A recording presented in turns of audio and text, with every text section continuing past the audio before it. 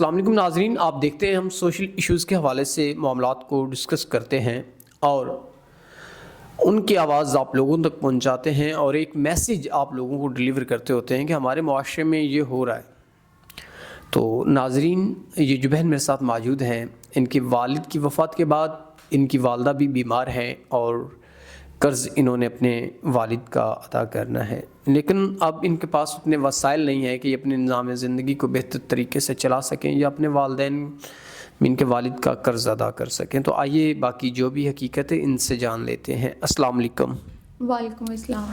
اچھا بہن، آپ مجھے بتائیں، آپ ہمارے آفس آئیں، کیا مسائل ہیں آپ کی زندگی کے جو آپ اتنا پریشان ہمارے آفس آئیں؟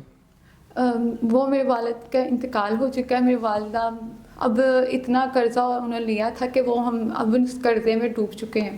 آپ قرض میں ڈوب چکے ہیں والد کی وفات کے بعد، تو اب والدہ بھی آپ کی بیمار ہے، کیسے نظام میں زندگی چلا رہی ہیں آپ اپنا؟ جی وہ بیمار ہے، تو اب میں اکیڈمی میں نے جوائن کیا ہے، تو اس کی وجہ سے اتنا اب ہم فائنینشلی طور پر سپورٹ نہیں کر سکتے نا۔ تو قرض والے آ کے کیا کہتے ہیں آپ کے دروازے پہ جب آتے ہیں؟ وہ آتے ہیں، اتنی غلط قسم کی باتیں بناتے ہیں جو کہ میں آپ سے شیئر بھی نہیں کر سکتی، اور وہ اتنی غلط باتیں کرتے ہیں کہ ہمارا جینا ان لوگوں نے اتنا حرام کر دیا ہے کہ اب ہم کیا بتائیں۔ ناظرین، ہمارے معاشرے میں ایسے لوگ بھی موجود ہیں جو ایسے لوگوں کو تنگ کرتے ہیں جن کے پاس وسائل نہ ہوں۔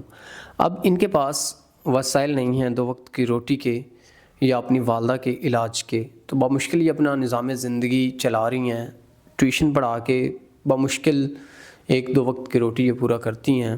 تو اب جو انہوں نے قرض ان سے لینا ہے، وہ آ کے ان سے غلط ڈیمانڈز اور غلط باتیں کرتے ہیں۔ تو اچھا بہن، آپ کی ایج کیا ہے؟ جی میری 28 ہو چکی ہے۔ ان کی جو عمر ہے 28 سال یہ بتا رہی ہیں، تو کیا ابھی تک آپ کا کوئی رشتہ نہیں ہوا؟ نہیں، ابھی تو نہیں ہوا، کیونکہ ہم نے قرضہ اتنا زیادہ لیا ہوا ہے اور ہم کر ہی نہیں سکتے ابھی۔ ناظرین، ان کے پاس اتنے وسائل نہیں ہیں اور اوپر سے جو قرض والے ہیں انہوں نے بھی ان کو ذلیل کر کے رکھا ہے، کیونکہ اگر کوئی قرض ان کا ادا کرے گا تو تب ہی یہ نکاح کر پائیں گی۔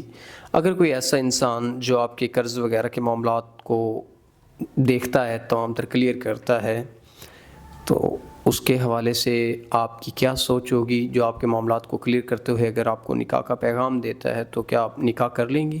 جی اب کوئی ایسا مل جائے سپورٹ ہمیں کرے فائنینشلی، اور میری والدہ کا بھی خیال رکھے اور ہمارا بھی ہمارے قرضے وغیرہ اتار دے، اس لیے میں چاہتی ہوں کوئی ایسا مل جائے جسے جو ہمارا خیال رکھے، اسے ہم نکاح کر لیں تاکہ میں ایسے زنا جیسے گناہ سے بچ سکوں۔ ناظرین، بہت اچھی بات کی اس بہن نے کہ میں زنا جیسے گناہ سے بچ سکوں۔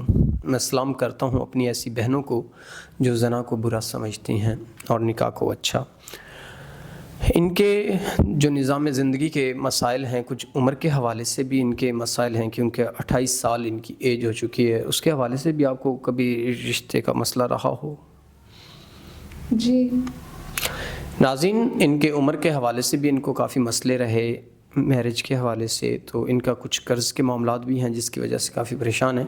تو امید کرتے ہیں کہ آپ نکاح کو عام کرنے میں ان کی مدد کریں گے اور ان کے مسائل حل کرتے ہوئے ان سے نکاح کریں گے۔ اسی کے ساتھ اپنے میزبان نواب احمد کو دیں اجازت۔ خدا حافظ۔